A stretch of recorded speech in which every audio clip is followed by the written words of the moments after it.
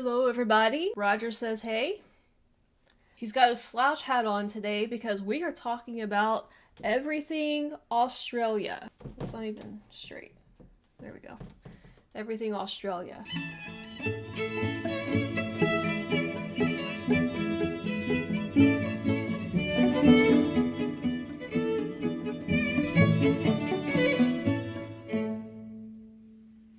Now, I first started getting into Australia on this channel when somebody mentioned to me that I should watch a video about Anzac Day, which I had never heard about before. I had no idea what kind of, a big deal it was in Australia and also other parts of the world as well. I know Turkey allows a lot of the Australian and New Zealand soldiers to come and do an annual ceremony there, which is pretty awesome. And the UK also kind of commemorates it also, since they were at Gallipoli with the Anzac soldiers. And then I also did a video on the history of the slouch hat, which was pretty cool. Even though a lot of countries around the world have the slouch hat or have had it before, it's become more synonymous with Australia. So I've really been wanting to kind of get more into Australia and learn more about it, because I feel like it's part of the world that's just kind of like, no disrespect Australia, but you're kind of like just shoved to the South Pacific corner of the world. And I feel like most of the world just, kind of forgets about it. But in reality, it's actually a really important part of the world. Australian troops and New Zealand troops have fought with the US and other European armies, militaries throughout the world in many different wars. And I feel like Australia also, and maybe New Zealand as well, although I don't know as much about New Zealand. Frankly, I don't know much about either one of them. But I feel like Australia has a lot in common with the US. Even though I know it's part of the Commonwealth and it probably has a lot more in common with the UK, I feel like the geography of Australia is more akin to that of the United States. For instance, we are close to the same size. The US is a little bit bigger than Australia, but Australia is still pretty huge. I had no idea, actually, and then I found out a few months ago just how big Australia was. I've seen some videos of other YouTubers in Australia like driving through the outback, and it really takes them kind of like the same amount of time to drive these distances that it would in the United States. It's just a huge country, but I know that most of the population is around the coast because a lot of the middle portion of the country is uninhabitable, I guess. But I have also seen pictures of like desert landscapes that remind me a lot of the western US. So this has me intrigued, and I would really kind of like to learn just more about the culture and the history of Australia, because I know nothing about the history of Australia. I've seen in the comments of some of my videos that I think the UK used to send prisoners there or something, like it used to be a prisoner colony or something. Like that's how it started or something like that. And then there was also, was it James Cook? That was a big explorer in that part of the world as well. I think it was James Cook. Anyway, I hope that this video will kind of shed some more light on the history of Australia for me, some of the geography of it, the culture, all of that stuff. And since it's everything Australia, so I'm assuming it's going to cover like everything. So anyway, we're going to divide this video up into two parts. Is this like a bad thing in Australia too, just like it is in the UK? If it is, I'm sorry. We're gonna cover Australia in two parts. This video is 40 something minutes long, so just to make it a little bit more watchable for the YouTube format, I'm going to kind of stop about 20-ish minutes in, and then we'll pick it up in part 2 for the last 20-ish minutes. Anyway, I'm done talking. Let's go ahead and let's watch everything about Australia. The first global human migration took us to almost every corner of the planet. Back then, land bridges and shorter stretches of water were navigable by the very first seafarers, and in one place, from Sunderland to SoGal, a great southern continent. Then Ice Age Europe pressed defrost, the Antipodes crumbled into islands and pushed roaring oceans in between. Spring break in Bali was called off. The people now living in their great southern continent had no choice but to become masters of their environment, and with 60,000 years until the inevitable civilizational clash, they had a lot of time on their hands. Where they now found themselves residing did not resemble that of today. It was greener and wetter and was crawling with giant animals. A 2-ton wombat, a giant wallaby, a marsupial lion and the demon duck of doom. These were perfect prey for these expert hunters, who didn't just wildly chase down their meals, but they used their brain. Firestick farming is a land management tool developed for the manipulation of the environment on a massive scale. Burning anything from forest to scrub, one could control the habitat, food supply and behaviour of different species of plant and animal, know which to attract, which to dispel, which to kill, to encourage or discourage. This was so effective that long term the new familiar bush was borne by human hands. Kangaroos grazed the new grasslands and fire-resistant plants like eucalyptus became the majority of forest, but this also led to a mass extinction. Grasslands hold less moisture than rainforests, and with less moisture in the atmosphere, the monsoon season arrived later and later each year. The climate change that then occurred was also responsible for killing that charismatic megafauna and irreversibly changed the landscape. Whether that was entirely the fault of humans is unclear, but it is not possible to discount their massive contribution. Any opportunity for a... I can already tell this is going to be that video, or one of those videos that just throws information at me a mile a minute, so, or a million miles a minute, the way as fast as he's talking, so... Any opportunity for a second discovery of this land was unlikely. A lost fisherman 500 kilometres off the coast of Timor wouldn't report back a bountiful Eden from the arid northwestern coast if he ever got back. The evidence of the minuscule contact between this corner of the continent and the outside world is rare and difficult to resolve, apart from the existence of the dingo, who we know, because of the fact Tasmania doesn't have them, arrived from Southeast Asia after sea levels rose. So Australia was completely isolated, almost. Even when the incredible seafaring Austronesians took sail, they passed this land by entirely. It later took vast technological breakthroughs to unite this fractured world into one system, because until then, Afro-Eurasia, America, Australia and Tasmania might as well have been different planets. This is like tripping me out, the way he's like turning everything on the side. It's weird how you don't recognize it, right? When it's like in a different orientation than what we're used to seeing on maps. Also, are these like pool balls that he's using? They look like pool balls to me. Eurasia, America, Australia and Tasmania might as well have been different planets.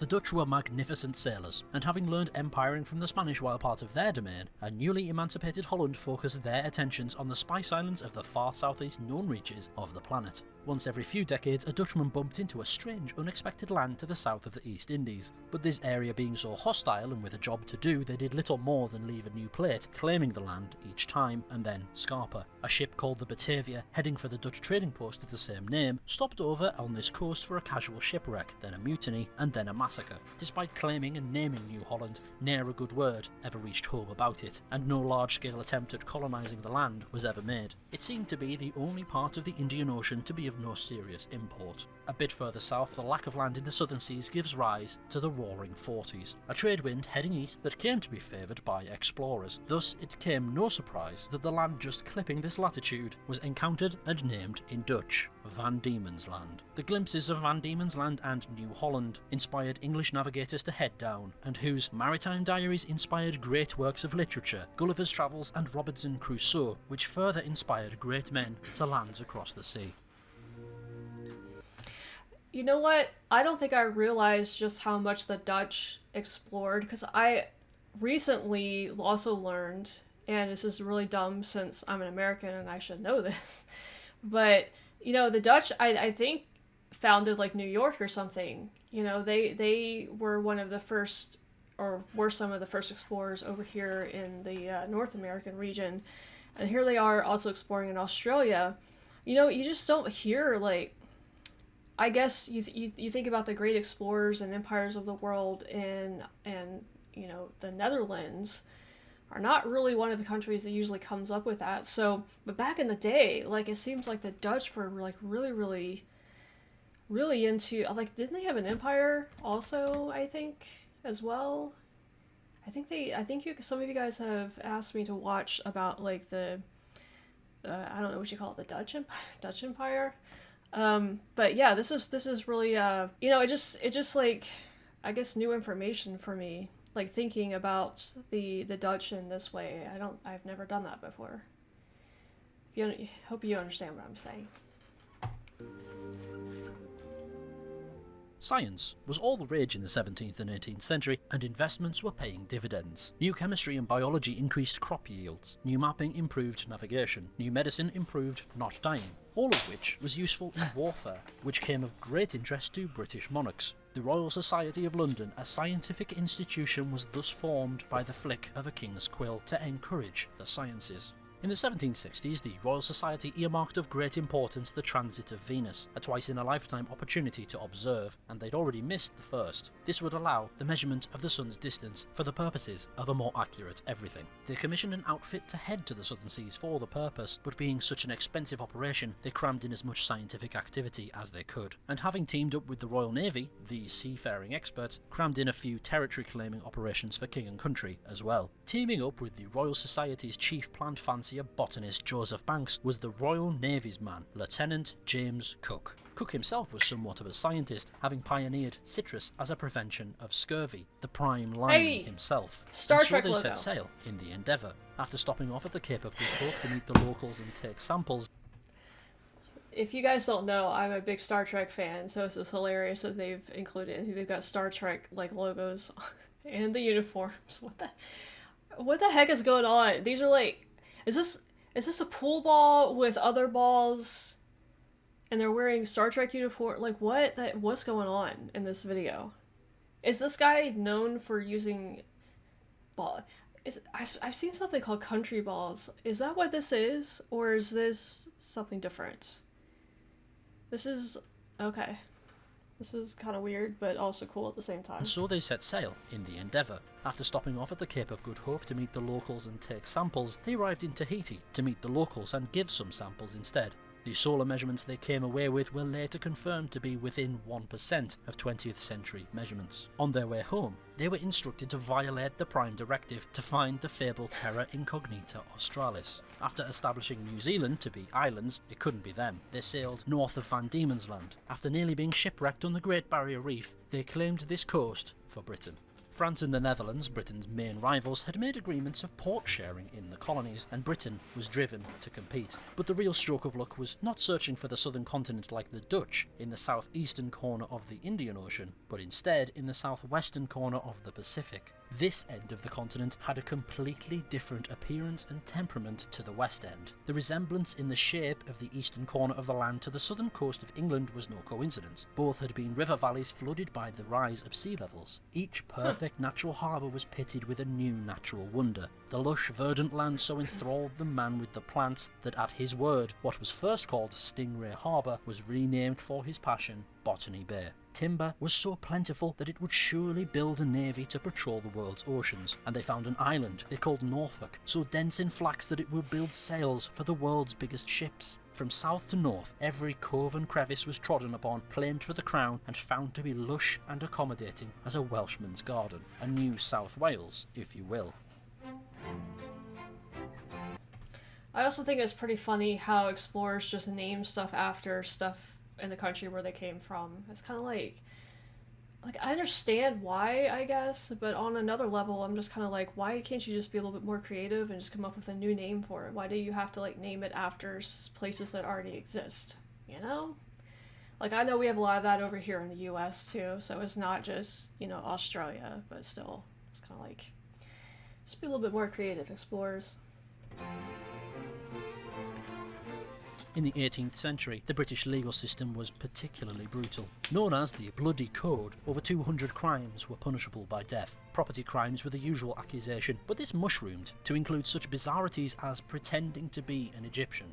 Imprisonment was a dignity reserved for the famous and notable, those who needed to be made example of, and for whom the limited space in forts and makeshift cells in the basements of public buildings was worth the effort. However, the death penalty was increasingly being seen as overkill for such crimes as vandalising a cucumber plant. New punishments were dreamt up, including colonial exile. Pragmatists advocated the use of convict labour in developing crown colonies who had a labour shortage, and America was the prime destination. For those at home, this was as good as death, without the killing. But time after time, colony after colony... Wait, what? America was the prime destination? I've never heard of that before. Labour in developing crown colonies who had a labour shortage, and America was the prime destination. For those at home, this was as good as death, without the killing. But time after time, colony after colony refused felons, one more downside of Britain losing its OG settler colony. In front of a House of Commons committee, Botany Bay in New South Wales was declared a suitable replacement. Soon enough, the British put together a rabble of colonists and convicts destined for Botany Bay, the First Fleet. over 100 handkerchief thieves, as well as a cucumber vandal, British, Irish, Jewish, black, Indian, military, criminal and aristocrat. 1,400 people made landfall in Botany Bay, and it was soon realised that this paradise wasn't all it was cracked up to be. Animals were all venomous, the locals were less than accommodating, and the drop bears were enormous. Seasons were back to front, and there was even a beaver with a beak. Or is it a furry duck? The executive decision was made to leave the Shire and head round the corner to a more suitable cove at the harbour of Port Jackson, later known as Sydney. Ha ha ha, here come the French. Jean-Francois de La Pérouse, French aristocrat, explorer and spy, was La-Pérousing the Eastern Pacific. Had he not ambled through Kamchatka with the Russians and the Philippines with the Spanish, he would not have arrived just 6 days after the First Fleet moved to Sydney Harbour. He was in a gentlemanly manner allowed to instead shipwreck and die. The First Fleet governor was not aware of this, however, and sent a party to stake permanent claim to Norfolk Island before it could fall into the buttery claws of the French.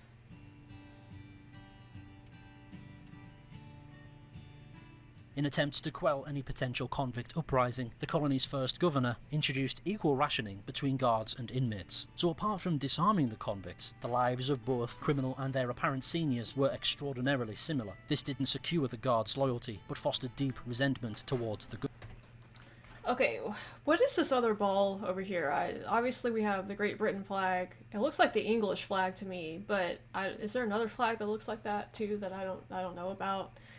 Because that doesn't make sense that we have Great Britain and then England. I feel like this is another country that, I don't know. It's not the Dutch, right? Because the Dutch flag, the Dutch flag looked different earlier in the video. I don't know. You guys let me know what country this other ball is supposed to be that's wearing the little cap over here. What's the governing? The result is very similar. This didn't secure the guards' loyalty, but fostered deep resentment towards the governing. The result of sending a gaggle of pickpockets and seamen to the South Seas with great ignorance of farming methods was unsurprisingly mass hunger. Tilling the thin soil at the mouth of the bay was harder than it appeared, and after the first harvest failed and the second was saved for seed, supplies were running desperately low. On top of this, all but one of the cattle had run away, and the other one died of loneliness. The chicken coop had been thrown into the goat enclosure, killing both. Rations were reduced 3 times. A population low on energy cannot clear brush. A population without draft animals cannot plough the land. Harvest is bare. The colony loses more energy, cannot feed itself, and the cycle continues. Cunning and theft was rewarded, but if caught, heavily punished. The planned supply ships from Britain were late, having hit an iceberg off Africa, and New South Wales was circling the drain. The governor made 2 final rolls of the dice to save the colony. Firstly, he sent HMS Sirius the long way around the planet to Cape Town, hoping to catch favourable trade winds. It fortunately returned stacked to the gills with enough flour to buy 4 months' grace, and a handful of seed they would hand to a single Cornishman, to plant and produce something in the black soil of Parramatta. Secondly, he sent Sirius to China for supplies, but on the way to dump 400 extra mouths on Norfolk Island, to double the production of whatever they were doing there. It turned out they weren't doing much, and Sirius never made it to China, instead becoming hopelessly wrecked. For now nearly 1,000 island people, only 50 Norfolk acres were under till. Rats and caterpillars pilfered harvest, so the island was entirely subsiding on catching. This just seems like a disaster to me. I wasn't expecting this at all. Wow. Australia, you got off to a rough start, that's for sure.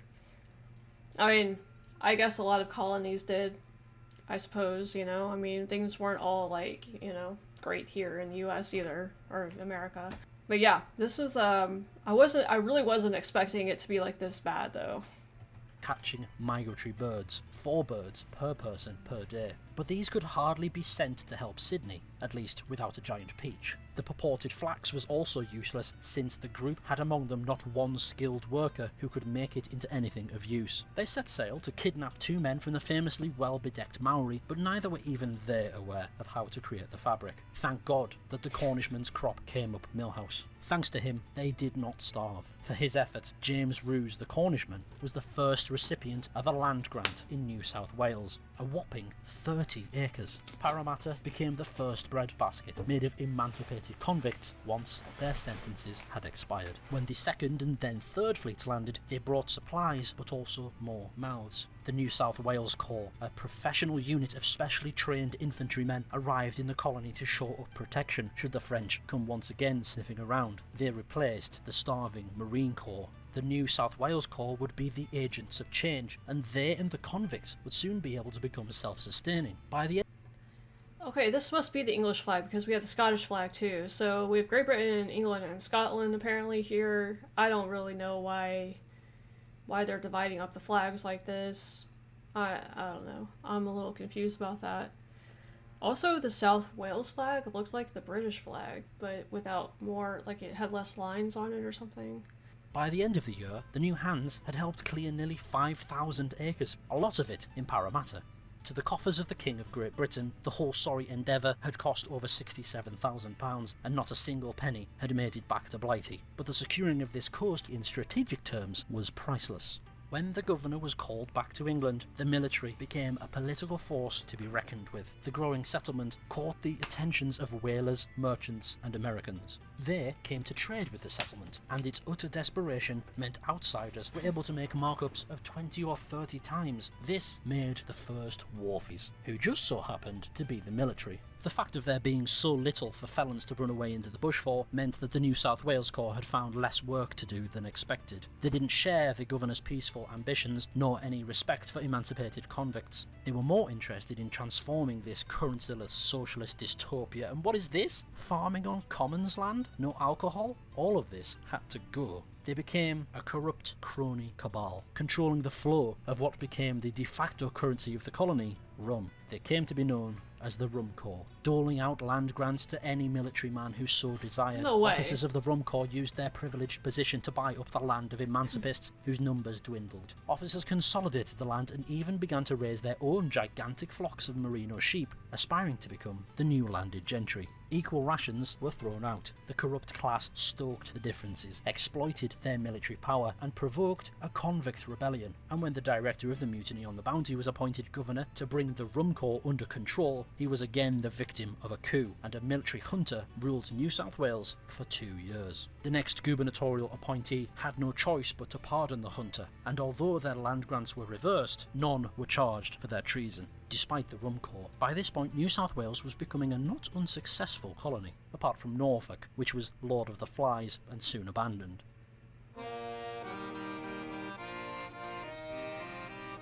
Napoleon and Josephine were the original French power couple. Working up through the new French École Militaire as an outsider to the French nobility, Napoleone Bonaparte was a Corsican, closer to an Italian than a true Parisian, buff. In his free time, he read history. From Greece and Rome to India and Assyria, he became determined to write himself into these books. And later, I love how all of these topics are just kind of intersecting.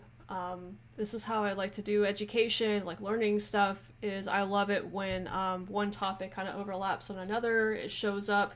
I wasn't expecting Napoleon to show up in this video, but of course I've been doing a lot of stuff on him on my channel. If you haven't seen any of that yet, you can go back and watch my Napoleonic Wars series.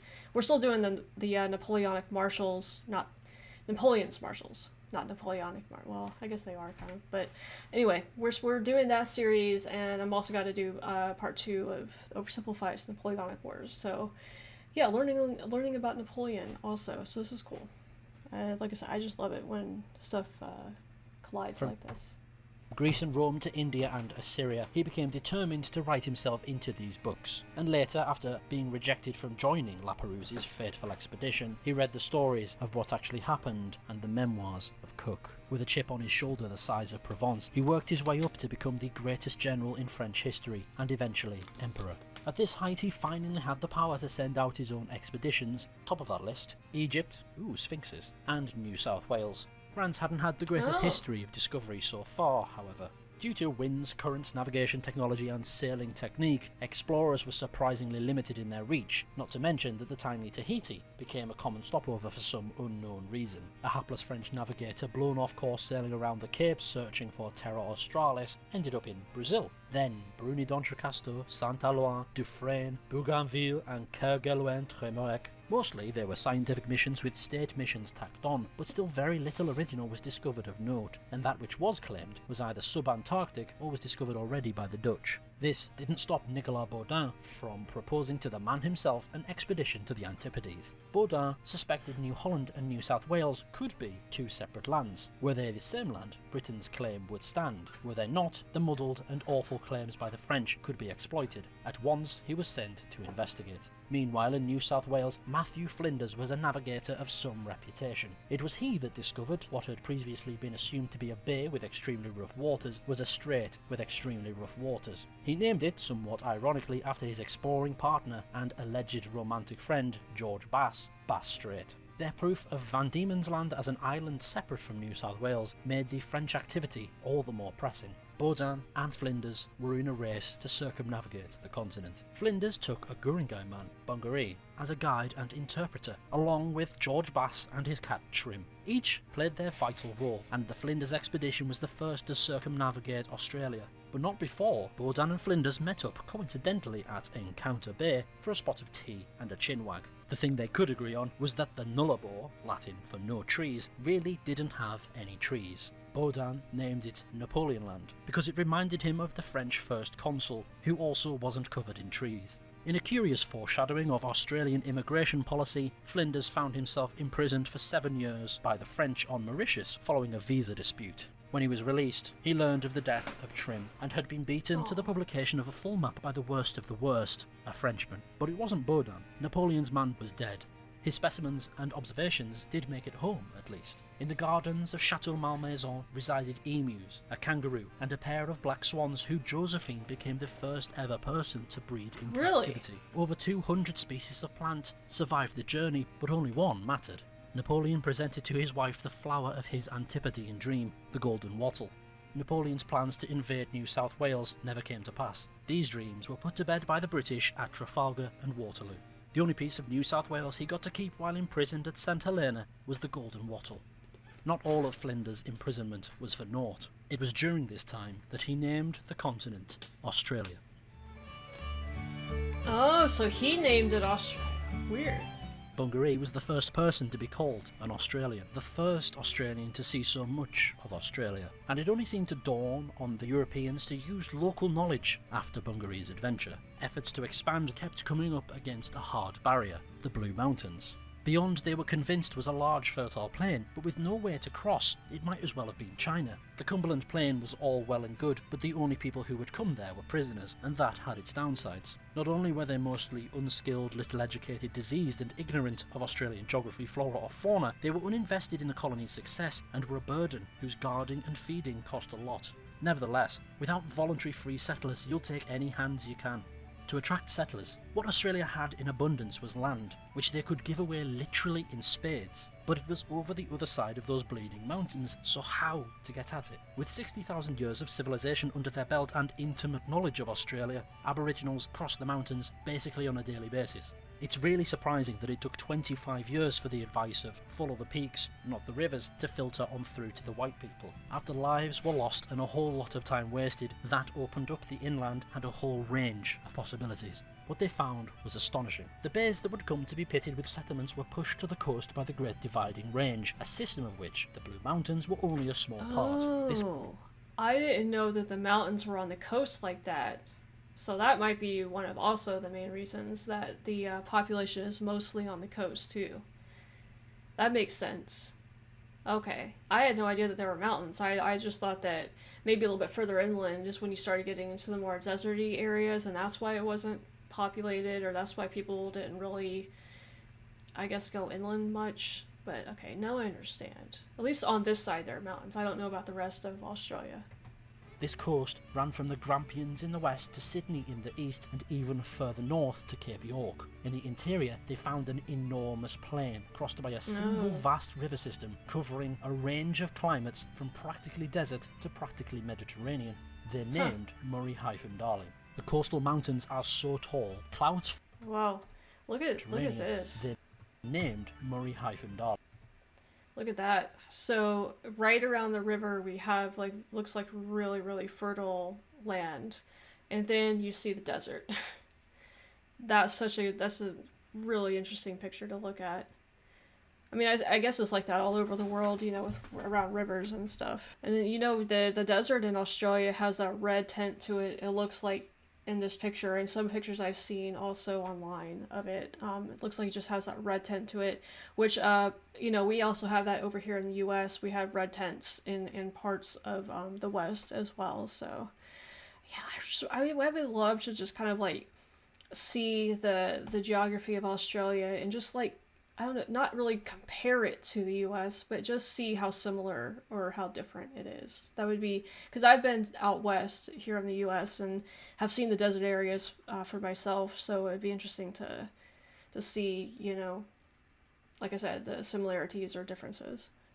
Darling. The coastal mountains are so tall, clouds form and rain falls before reaching far inland, so interior rainfall is irregular. But the area encompassed is so vast that even in a dry year, enough water is collected and the river still flows, which in a sweltering land like this is a vital vein for crop irrigation and feeding livestock. Being so slow and silted, the mouth of the river was not a grand affair, and unlike the Mississippi, the system would not become the lifeblood of travel and commerce, but the water it provided was exactly what was necessary. It covered 15% of the entire area of the continent. So close yet so far from the bustling coastal towns, Sydney produced plans to settle this area methodically, with counties. But it was so desired that squatters would head out and use the land before anyone could officially stake a claim. Flinders' name, Australia, came in useful when other colonies were founded and carved out of New South Wales, as they now needed a catch-all term. Is that Tasmania in the pink down there? I've had some people say you left off Tasmania on your little map in my intro thing. I didn't actually draw the map it myself, okay, so I didn't leave off Tasmania. Whoever drew it did, but I'm guessing that's Tasmania down there. You guys let me know. Founded and carved out of New South Wales, as they now needed a catch-all term.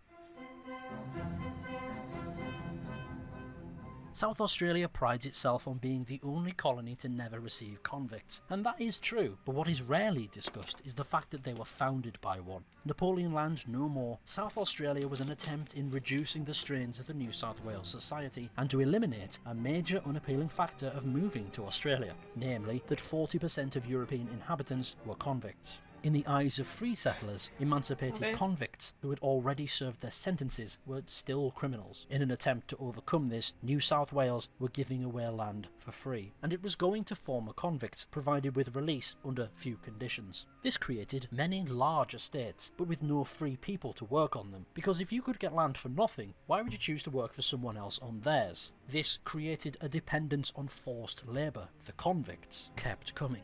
Since Australia was part of punishment, working convicts had to endure hardship, and that meant that the colonies encouraged inefficient farming methods as a punishment. The extra mouths and reduced food supply encouraged poverty, crime, and other such problems. The founding principles of South Australia were the Wakefield system. Firstly, to sell land instead of giving it away for free, to use those proceeds in paying the transport of free settlers, and to make salaries high enough that within a few years the settler could buy their own holdings, pay for more non-criminal transportee employees. That pretty much worked. Okay, so I'm going to leave it there. We're about at the halfway mark. We're going to pick this up in part 2 with Queensland, it looks like. So bringing in a little capitalism, it looks like worked a little bit better than, I guess the government completely regulating how things were supposed to work. Now, I don't know, the different, you guys call them states, right, in Australia now. I guess back then they were colonies, kind of like our states, on the East Coast used to be colonies as well. I don't know the different states in Australia.